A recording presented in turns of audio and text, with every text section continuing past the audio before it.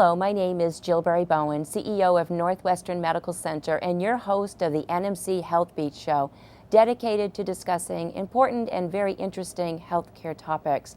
Today I'm joined by Jessica Frost, who is a health advocate with Rise Vermont. We're going to talk about the role of the health advocate and how it impacts our community. And this is I know we've had other folks on the show to talk about what is Rise Vermont and what is health coaching, and so we're going to continue to talk more about it because there's so many facets about it and so interesting to learn a little bit about what a health advocate does. But before we do that, in case folks haven't seen or heard about Rise Vermont, Jessica, so welcome first. I'm going to jump right into this. Yes. If you could talk a little bit about what is Rise Vermont and how long it's been going, and then we'll talk about what you do. Okay, sure. So Rise Vermont is a community initiative. There were about 20 community members that got together, and Franklin County has kind of been on the lower end of the health statistics, so they wanted to find a way to change that. Mm-hmm. So they developed Rise Vermont, mm-hmm. and that was the grants. We ended up getting a grant to initiate it, and the hospital also matched the grant. Mm-hmm. And that was about a year ago that Rise Vermont officially launched. I've been with Rise since April. Okay. And our mission is to work with businesses, schools, the towns, and individuals so that we're hitting all facets of the community. And we're trying to make it so that no matter where you go, there are healthy choices, and the healthy choice becomes the easier choice. So, you know, if you're in a business and you have a party, that there is a healthy option, because you know, some businesses you'll go to and they just have donuts or cake and nobody brings the veggie tray. So if you're hungry, that's the choice you're going to make because that's what's in front of you. Yeah. Whereas if we can create some alternatives, then it's not going to be, you're not fighting your willpower all the time or always trying to think how you're going to make this healthy. Wow. That's an excellent overview. So thank you for that. Thank you. Sort of simplifying, you know, what that means. So what is the role of the health advocate? So what do you do? So I work with the businesses, the towns, and the schools. And there's a couple different approaches. So we have what we call the scorecards, but I don't like to think of them as we're rating and scoring a business. Mm-hmm. It's kind of a list of best practices. So I'll go into a business and see what they're doing currently, and then try to give them ideas of things that might work in their business to implement. And I try to meet them where they are, because a lot of businesses have really thorough wellness programs, but they need a little bit of help organizing or maybe putting a committee together. Mm-hmm. I try to get them to the point where they can consider putting a committee together, because once you have that, it will make a wellness program just more sustainable, because we're not gonna, they need to be able to eventually kind of maintain it on their own. So getting them to that point is important. Mm-hmm. But it really varies. You know, some businesses might just be doing kind of a bunch of unorganized activities. Like maybe there's some people over here who walk at lunch and they've had a stretching person in one or two times, but we can give them ideas of other things that they can incorporate. When it comes to the municipalities, we have a similar scorecard, but it talks about things like, are there places in your town where people can walk and be active? Is there places where mothers can go and breastfeed their babies easily? Sidewalks are a big issue. Mm-hmm. So it's kind of looking at the policies that towns have and seeing where maybe we can help them. And then the last group I work with is the schools, and there's a couple different approaches we've taken. We have the school scorecard, and that looks at what the schools are doing not only for their students, but their staff as far as wellness.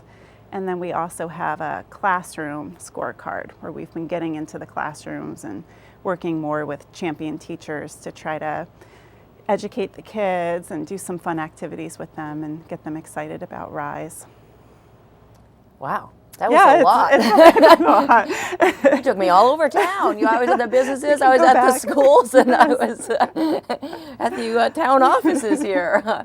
So let's sort of pick one, and maybe let's pick a school that you have in mind.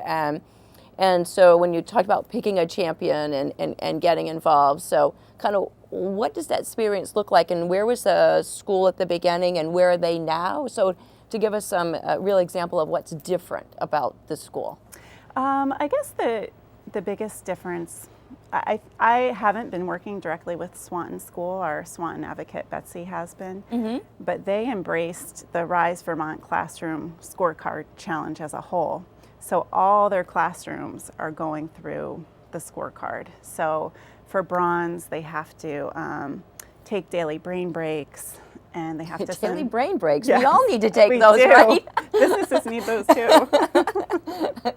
Okay, what else are they doing? They have to take pictures of it so we can see proof of that, and they have to take our Rise Vermont pledge. And then after they do that, we go in and we'll do a presentation on sweet and sugary beverages. Okay. And it's been really fun to do, because we go into the classroom, we have probably 30 different drinks that you can find in the supermarket, and we have the kids measure out into cups how much sugar is in each drink. And it's really eye-opening. You know, so many of the kids say, oh, I drink that every day, or we try to emphasize that you don't need to drink this Gatorade if you're playing soccer practice for an hour. This is really for if you're running a marathon or if you're like exercising solidly for 2 hours. But most kids should just be drinking water, and I feel like it's made an impact. A lot of the kids at the end really want to make comments about it and share what they've learned. And then we have a silver level where there's a bunch of different activities. We try to not pigeonhole the class into doing one set thing if the teacher doesn't think it'll work for them. So once they do the silver activities, we'll come in, and I do yoga with my classes because that's kind of my specialty, but we try to do something physically active with them. And then we have the gold level where we try to get the kids to actually write a class policy where they're not going to have sweets in the classroom, and have them either write an editorial or a blog or a video about something healthy that they want to incorporate into their classroom.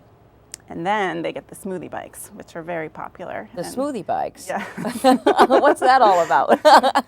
People may have seen them around town over the summer. We have these bikes, and we have an adult bike and a kid bike with a blender on the back, and we put all sorts of fruit in there and use pedal power to kind of mix it up and serve some tasty, healthy drinks. So that's the bonus. Yes, that's the big prize. So have schools reached different levels already, or are they still at the beginning levels? Swanton just started, and they're going to do it school-wide. I've been working with town school and city school, and it's been more individual classrooms. So the whole school hasn't done it, but I've been able to get into a fair amount of classrooms and work with the individual teachers. So it's starting to take. Yeah. And I just met with Fairfield School, and they were interested in it as well. So, yeah, it just takes time, and as other teachers see what's happening, hopefully they'll want to invite us in as well.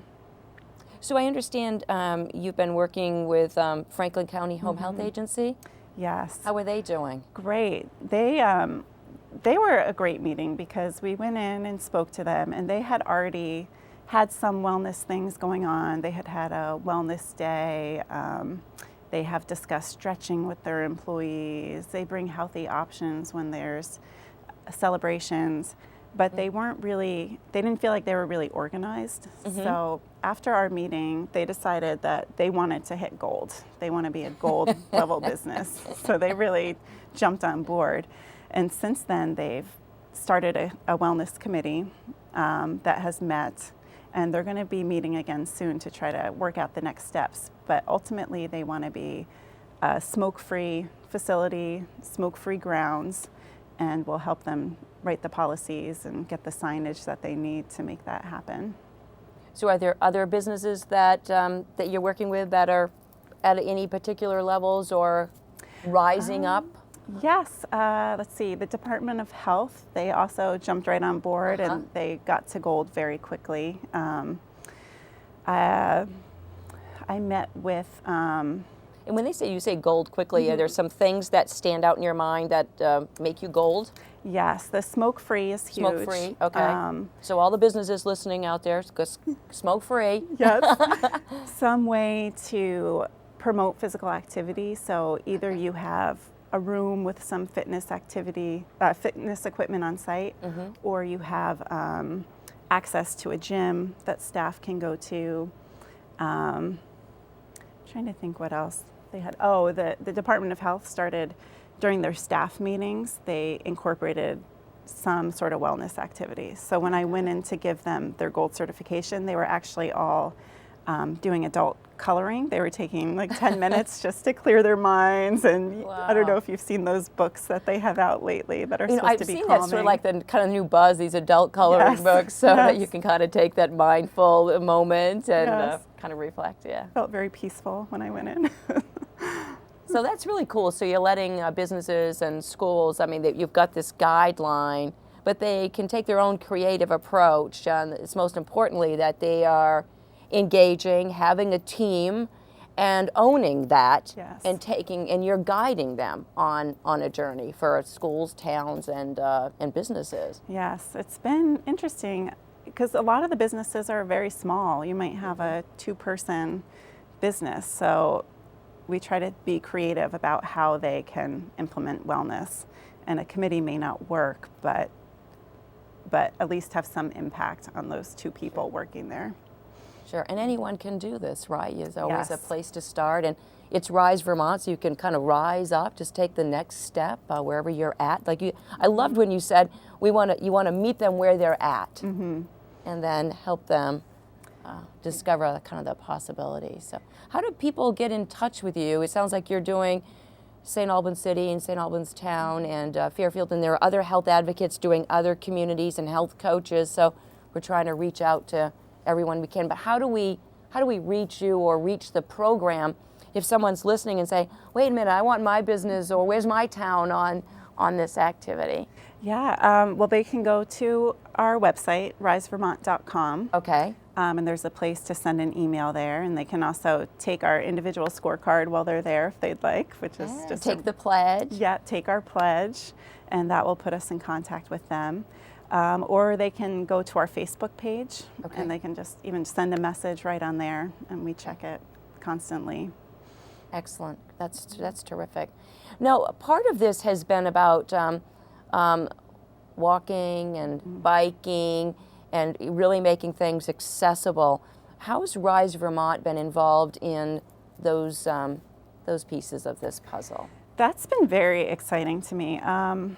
We had Mark Fenton, who's a walkability nationally known expert, come to this area in the fall, and he walked through Highgate, Swanton, St. Albans, and gave us a presentation on what he saw as kind of the shortcomings in our walkability.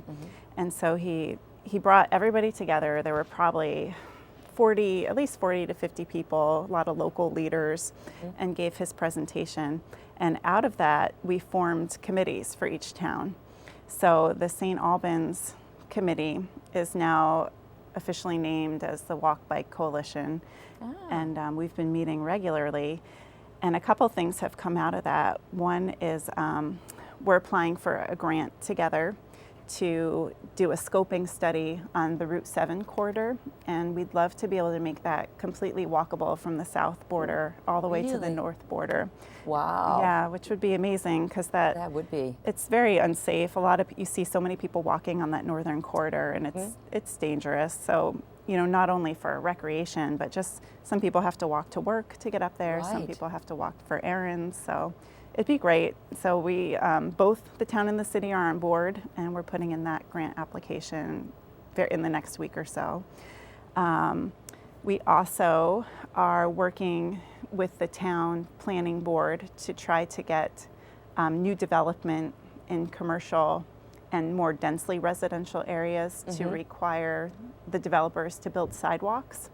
So that way we would be passing off the cost of construction to the developers.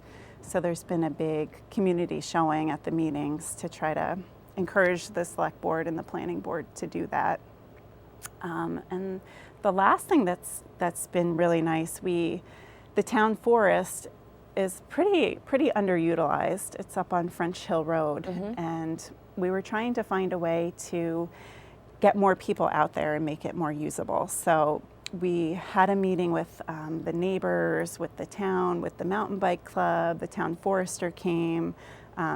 Bridget Butler, the bird diva, she's a big birding expert in the area, came.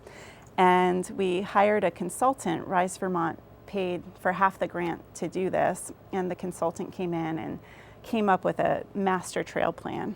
So it's going to accommodate, it'll be great. It'll accommodate mountain bikers, hikers, school groups, birders. And so the plan is now complete. And the next step is to try to figure out how we're going to fund the construction. Wow. Yeah, there's so much to talk about with this Rise Vermont. Well, we have run out of time, but you have been a wonderful guest, Jessica. Thank you so much for investing your time and helping towns and the schools and the businesses and the whole community kind of rise up. So thank you. I'm Jill Bowen, CEO of Northwestern Medical Center and your host of Health Beat. Go to www.risevermont.com and get on board, because that's where we're all going. Yay! Nicely done. Thanks. Very comfortable. I was going to say, where did that time go? That did go fast.